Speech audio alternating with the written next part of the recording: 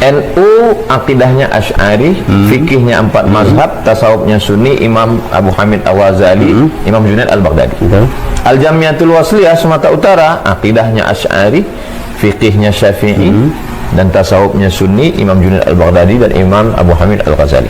Perti Persatuan Tarbiyah Islamiyah akidahnya Asy'ari, fikihnya Syafi'i, tasawufnya Sunni, spesialisasi lagi tarekatnya Naqsyabandi. Maroko trilogi, akidahnya Asy'ari, fikihnya Maliki, tasawufnya tetap Sunni, Abu Hamid Al-Ghazali. Mengapa mesti berakidah Asy'ari? Sanujibil Indonesia insyaallah. Kita diskusi dengan berbahasa Indonesia Barat insyaallah. Menjawab pakai bahasa Indonesia walaupun beliau lebih asik dengan bahasa Arab. Bil Arabiyyah katsiran ya. Insyaallah sanujibil Indonesia.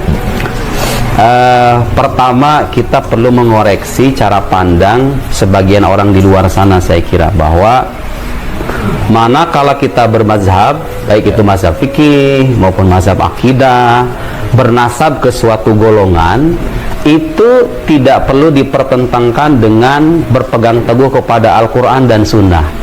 Jadi sebetulnya bermazhab itu intinya, kalau mau kita sederhanakan, tentu ini untuk para musyahidin, para penonton ya, Ustaz Abdul Somad tidak perlu penjelasan ini. Ketika kita bermazhab Asy'ari dalam akidah misalnya, bermazhab Syafi'i dalam fikih, itu hakikatnya kita sedang mengikuti Al-Quran dan Sunnah melalui ulama yang lebih terpercaya dan lebih paham agama ini ketimbang kita. Saya kira ini penting ditegaskan karena banyak orang di luar sana suka mempertentangkan antara bermazhab dengan mengikuti Al-Quran dan Sunnah.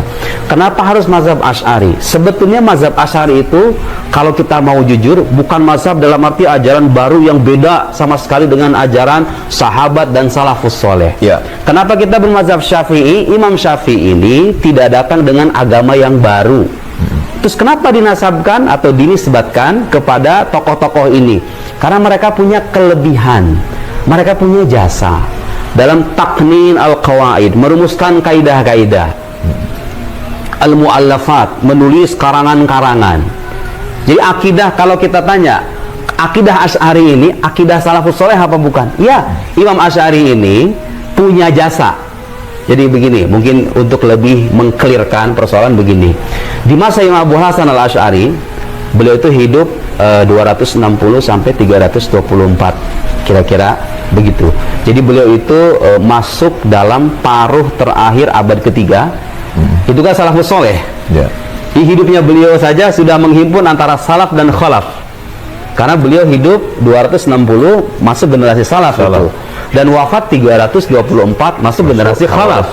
Yajma' baina salaf wal khalaf. Itu ya, min fadailihi gitu. Di antara keutamaan yang Abul Hasan hidup di antara dua periode itu.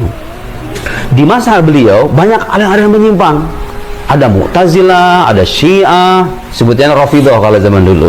Ada Musyabbihah, Mujassimah, begitu ya, orang-orang yang mempersamakan Tuhan itu dengan makhluk. Tuhan itu punya anggota tubuh, Tuhan itu bertempat dan lain-lain.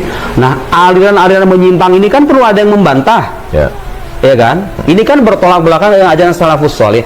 Tampillah salah seorang tokoh namanya Ali. Itu bernama aslinya itu Ali. Nama populernya Abul Hasan Al-Asy'ari. Imam Abul Hasan Al-Asy'ari ini Ustadz, bagi orang awam itu nggak begitu dikenal. Orang tuh lebih kenal Imam Ghazali, lebih kenal Imam misalnya Mufassir, Imam Al-Qurtubi, Imam Razi dan lain-lain. Imam Abul Hasan tuh kenapa nggak banyak dikenal? Karena karangannya yang sampai ke kita itu nggak begitu banyak.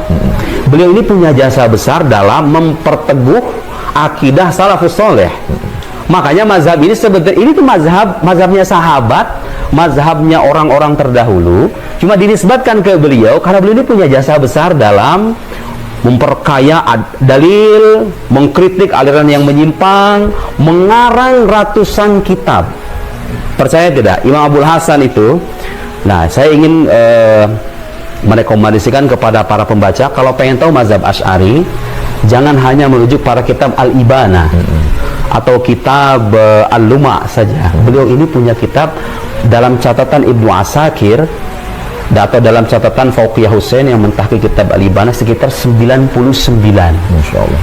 kitab. Anda tahu beliau punya kitab tafsir judulnya Al-Mukhtazan, disebutkan oleh Ibnu Asakir dalam Tabyin Kadhib Al-Muftari fi ma nasaba ila al-Imam Abu Hasan Al-Asy'ari. Yang mau tahu mazhab Asy'ari jangan lewatkan kitab ini. Ini kitab sangat penting karena menjawab tuduhan-tuduhan miring terkait Imam Abu Hasan Al-Asy'ari. Tabyin Kadhib Al-Muftari karangan Ibnu Asakir. Kemudian kitab Al-Mukhtazan dikisahkan oleh Ibnu Asakir. Ada salah seorang yang pernah melihat kitab tafsir ini, Imam Abu Bakar Ibn Al-Arabi. Dikisahkan pernah melihat jumlahnya itu, satu riwayat menyebutkan 70, satu riwayat menyebutkan 100 jilid sampai surat Al-Kahf, separuh Al-Quran 100 jilid. Ini bukan melebih-lebihkan, itu riwayat tercatat dalam kitab. Kalau Anda baca kitab Ibnu Asakir, disebutin nama kitab-kitabnya itu, cuma sebagian besarnya hilang. Jadi ajaran beliau ini imam besar. Kenapa mazhab ini dinisbatkan ke beliau? Karena beliau punya jasa besar dalam merumuskan kaidah, memperkaya dalil, membantah pikiran yang menyimpang dalam mazhab ahli sunnah wal jamaah. Jadi jangan dipertentangkan mazhab Asy'ari mengikuti Al-Quran dan Sunnah. Imam Abul Hasan itu konsisten mengikuti salafus soleh, Al-Quran, Sunnah landasannya dengan pengayaan dalil-dalil rasional, begitu ya. Nah, penisbatan itu bukan penisbatan dalam arti ini agama baru gitu loh. Enggak, itu penisbatan karena lahu fadl, dia punya keutamaan dalam hal itu. Saya ingin kembali kepada Imam Abul Hasan karena ini harus diketahui sama orang-orang Sunni. Imam Abul Hasan ini bukan orang sembarangan. Tapi yang sampai ke kita sekarang itu, Ustaz, karangan Imam Abul Hasan itu bisa dihitung jari. Maqalatul Islamiyin, Al-Ibana, Al-Luma, Al-Ibana, Risalah ila Ahli Thagar, kemudian Istihsan al-Khawd fi Ilmi al-Kalam, 5 atau ada beberapa risalah yang mungkin nggak begitu populer, sekitar 5 atau 6 buku saja. Oke, sekarang berarti kalau kita mau tahu ajaran mazhab Asy'ari ini, nggak cukup hanya dengan merujuk pada kitab-kitab yang tadi saya sebutkan aja. Karena kita kan nggak adil. Coba bayangkan, Ustaz Somad mengarang kitab ratusan, terus kita pengen menilai mazhabnya hanya di satu kitab saja, itu kan nggak fair. Yeah. Nah, kenapa saya harus tegaskan ini? Karena ada di luar sana kelompok-kelompok yang bilang ini ajaran Imam Abul Hasan, ini ajarannya Asy'ariyah. Asy'ariyah ini menyimpang dari ajaran Imam Abul Hasan Al-Asy'ari. Itu ada sampai sekarang. Kamu kalau pengen mengikuti Imam Abul Hasan Al-Asy'ari, lihatlah kitab Al-Ibana. Jangan lihat karangan Razi, Al-Ghazali, Al-Baqillani. Mereka sudah terkontaminasi dengan ajaran filsafat Yunani dan lain-lain dan seterusnya. Mempertentangkan. Tidak ada pertentangan yang mendasar. Memang ada Ustaz Abdul Somad ahli fikih. Beliau tahu betul bahwa dalam mazhab Syafi'i sendiri terjadi perbedaan pendapat. Kadang-kadang Imam Nawawi punya ijtihad yang berbeda dengan imam lain, betul Ustaz? Dengan Imam Syafi'i kadang-kadang pendiri mazhab. Terjadi itu perbedaan pendapat di internal mazhab menyangkut hal yang furu, rincian-rincian itu terjadi. Nah, Imam Abul Hasan kalau kita mau tahu ajarannya, nah saya menyebut satu kitab lagi. Ini penting mengoreksi sudut pandang sebagian orang. Ini akidahnya Abul Hasan Al-Asy'ari ini beda dengan akidah kalian. Nggak ada sifat 20, nggak ada akidah begini-begini. Lihat, nggak cukup begitu. Ada satu lagi murid dari muridnya Imam Abul Hasan, namanya Abu Bakar Ibn Furaq. Abu Bakar Ibn Furaq, ini kan kitab-kitab yang Asy'ari ini pada hilang nih, yang ratusan ini nih. Beliau sempat merekam pendapat-pendapat Imam Abul Hasan ini di kitab-kitabnya yang nggak sampai ke kita, dalam satu kitab khusus namanya Mujarradul Maqalat. Download di internet, Mujarrad al-Maqalat di Abil Hasan. Itu Ibnu Furaq itu apa artinya mujarrad? Jadi beliau itu ingin meng-highlight gitu ya. Jadi menampilkan pendapat-pendapat Imam Abul Hasan di kitab-kitabnya yang lain yang gak sampai ke kita, tanpa dikasih dalil, tanpa membantah pikiran A, B, C, D. Mujarrad. Ya, mujarrad. Jadi murni akwal beliau. Ibnu Furaq itu. Jadi kalau mau tahu mazhab Asy'ari, mau tidak mau kita nggak bisa melepaskan dari murid-muridnya. Beliau ini kalangannya sebagian besarnya hilang, tapi dilanjutkan oleh murid-murid beliau.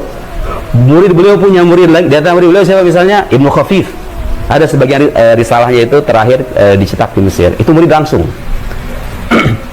Dia punya kitab Al-Mu'taqad As-Saghir.